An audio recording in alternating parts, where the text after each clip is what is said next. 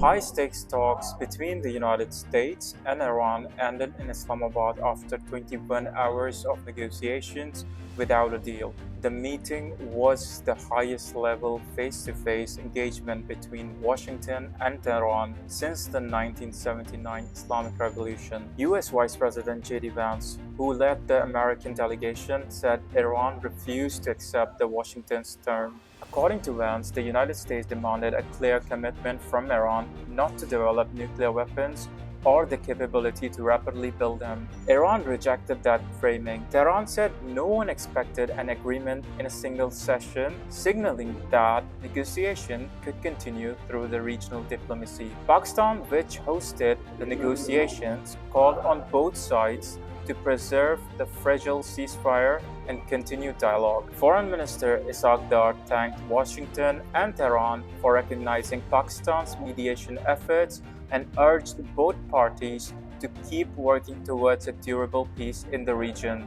The talks were aimed at stabilizing a conflict that began when the US and Israel launched attacks on Iran on February the 28th, triggering retaliatory strikes across the Middle East. More than 2,000 people have been killed since the war began.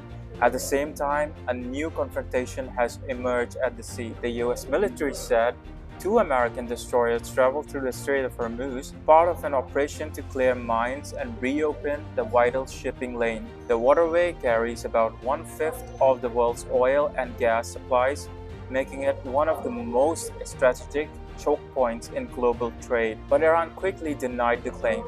Iranian military officials said control over ship movements in the strait remains entirely in the hands of Iran's armed forces and warned that any foreign military passage would trigger a strong response. آمریکایی‌ها نیاز به این توافق بیش از ما دارن.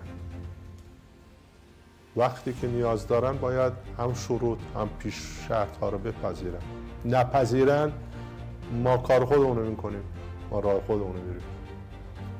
چیزی عوض نمیشه.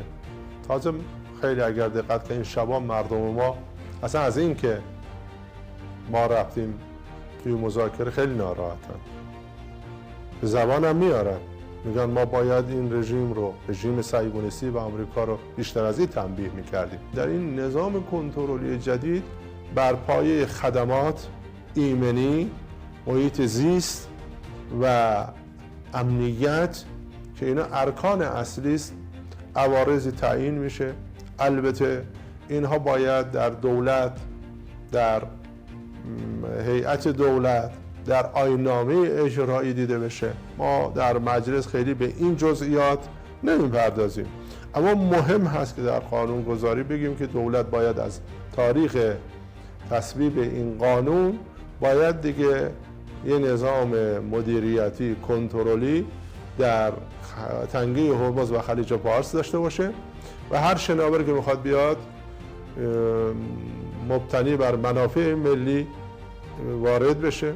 The talks in Islamabad revealed unresolved disputes, such as Iran's nuclear program, release of frozen Iranian assets, Israel's ongoing attacks on Hezbollah in Lebanon, and control over the Strait of Hormuz. Iran has argued it must retain leverage over the strait and has even suggested tolls on ships passing through the waterways to compensate for war damages. Washington has rejected that idea outright. Analysts say any peace deal that does not fully reopen the strait would likely to be seen as a strategic failure for the United States.